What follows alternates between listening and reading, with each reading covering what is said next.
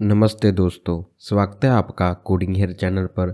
यहाँ हम step by step सीखते हैं वेब डेवलपमेंट को बिल्कुल सिंपल और प्रैक्टिकल तरीके से। पिछली वीडियो में हमने सीखा था ग्रिड की कॉमन प्रॉपर्टीज और आज हम स्टार्ट कर रहे हैं एक नया और सुपर इंटरेस्टिंग टॉपिक जो है CSS एनिमेशन। सबसे पहले समझते हैं CSS एनिमेशन होता क्या है। एनिमेशन का मतलब होता है किसी एलिमेंट के एक स्टाइल से दूसरे स्टाइल में स्मूथली ट्रांजिशन होना विदाउट यूजिंग जावास्क्रिप्ट। मतलब अगर हम चाहें कि कोई बॉक्स अपने आप मूव करे या टेक्स्ट का साइज धीरे धीरे बढ़े तो वो हम CSS एनिमेशन के थ्रू कर सकते हैं। ये फीचर हमें अलाउ करता है मोशन और विजुअल इफेक्ट बनाने के लिए सिर्फ CSS के अंदर। अब आप सोच रहे होंगे ये एनिमेशन तो ट्रांजिशन जैसा ही लग रहा है। बिल्कुल सही सोच रहे हो। ट्रांजिशन और एनिमेशन दोनों एलिमेंट के स्टाइल में चेंजेस लाते हैं, लेकिन इनके बीच एक मेजर डिफरेंस है।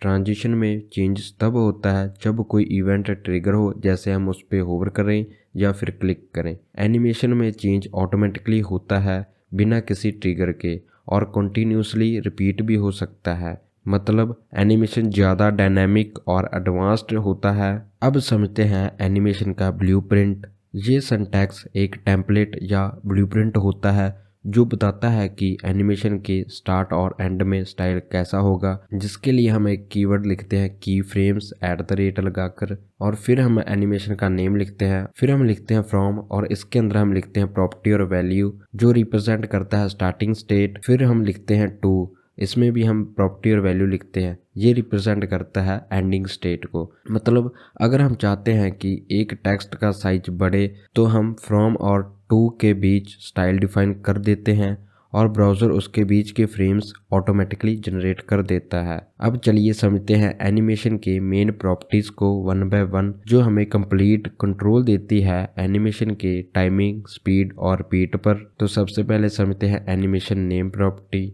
ये प्रॉपर्टी बताती है कौन सा की फ्रेम्स यूज़ करना है। मीन्स यहाँ पे हम एनिमेशन का नेम डिफाइन करते हैं। एनिमेशन ड्यूरेशन ये डिफाइन करता है एनिमेशन कितने टाइम में कंप्लीट होगा। मान लीजिए हमने यहाँ पे 2 सेकंड लिख दिया कुछ इस प्रकार, तो इसका मतलब होगा एनिमेशन 2 सेकंड में पूरा हो जाएगा। एनिमेशन टाइमिंग फंक्शन ये प्रॉपर्टी कंट्रोल करती है एनिमेशन की स्पीड कर्व को, जैसे स्मूथ स्टार्ट, फास्ट मिडल या स्मूथ एंड। इसकी कॉमन वैल्यूज हमने ट्रांजिशन में पढ़ी थी, जो है linear, ease in, ease out, ease in out. Animation delay property ये बताता है एनिमेशन कब स्टार्ट होगा।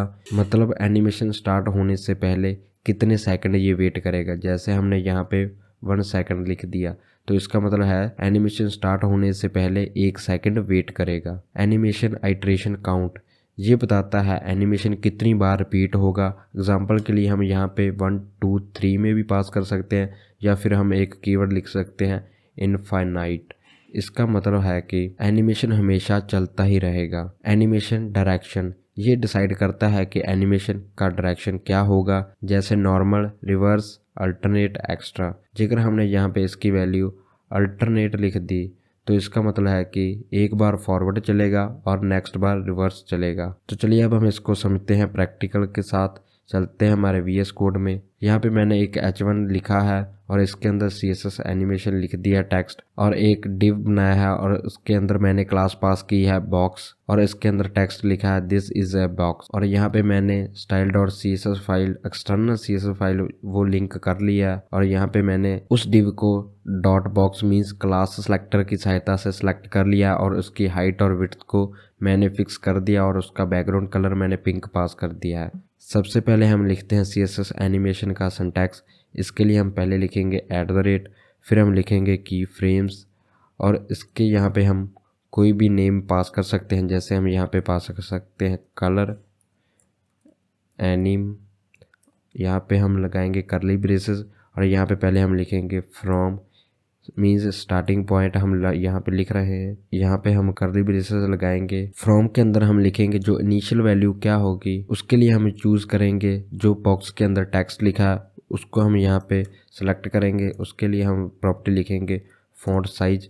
इनिशियल वैल्यू फ़ॉन्ट साइज की क्या होगी, हम चाहते हैं वो 20 पिक्सल हो, और लास्ट क्या होनी चाहिए वो हम यहाँ पे डिफाइन करते हैं। इसके लिए हम यहाँ पे भी लिखेंगे फ़ॉन्ट साइज, और लास्ट में हम चाहते हैं वो 50 पिक्सल हो जाए। और यहाँ पे हम इसको करेंगे सेव और ब्राउज़र में जाकर देखेंगे आउटपुट इसकी, और यहाँ पे करेंगे रिफ़्रेश। यहाँ पे कोई भी एनिमेशन नहीं परफॉर्म हुई। क्यों नहीं हुई? क्योंकि हमने यहाँ पे उसको लिंक ही नहीं किया। इसलिए हम यहाँ पे एनिमेशन की जो प्रॉपर्टीज़ हमने वहाँ पे समझी थी उनको यहाँ पे हम अप्लाई करेंगे। सबसे पहले हम लिखेंगे एनिमेशन का नेम, और इसके अंदर हम जो यहाँ पे हमने नेम पास किया है इसको कॉपी करके यहाँ पे पेस्ट कर देंगे क्योंकि हमारा स्पेलिंग मिस्टेक ना हो। और अब हम लिखेंगे एनिमेशन ड्यूरेशन।